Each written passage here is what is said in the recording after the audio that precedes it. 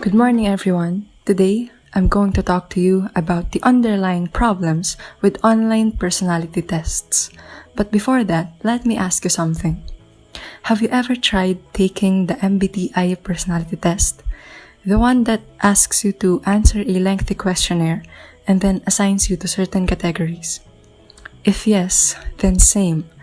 I am an ISFPT, by the way.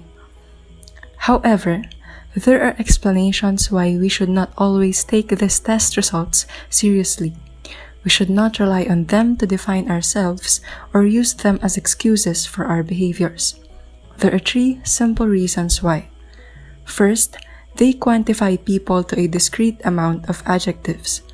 Second, most of them are inconsistent and not entirely accurate.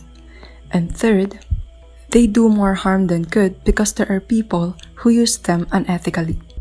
Let's start with the first reason. An example of quantifying people to a discrete amount of adjectives is the MBTI itself.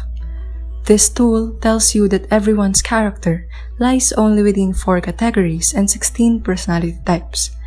Doing this neglects the way our personalities change over time in a given environment. So before you completely believe that what you've just read is a very accurate description of yourself, know about the Barnum effect. It is the tendency for an individual to believe that a piece of information applies specifically to them when it was actually made applicable to almost everybody. Moving on to the second reason, which is most of them are inconsistent and not entirely accurate. Again, using the MBTI since it is one of the most popular, researchers claimed that the origin of this was not scientific at all. The creators had no formal training or educational background in psychology when they developed the test back in 1940s, meaning it was all theoretical. And the fact that as many as 50% of people arrived at different results the second time they took the test is enough proof of its inconsistency and inaccuracy. And now for the third and last reason, they do more harm than good because there are people who use them unethically. There is an increasing usage rate of popular personality assessments to predict someone's productivity in different academic fields as well as in hiring applicants, even when different analyses already stated that these personality assessments have a low correlation with predicting job performance. Mainly because, as I have mentioned before, they are not accurate. Plus, there is also a very high chance that the test takers are manipulating their answers just to get desired results. Take note, this is a confirmation bias.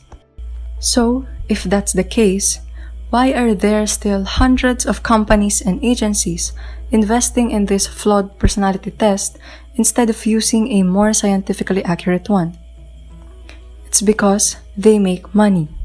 And one factor that more empirically driven tests do not have is the marketing strategy surrounding the more popular but inaccurate ones, just like MBTI.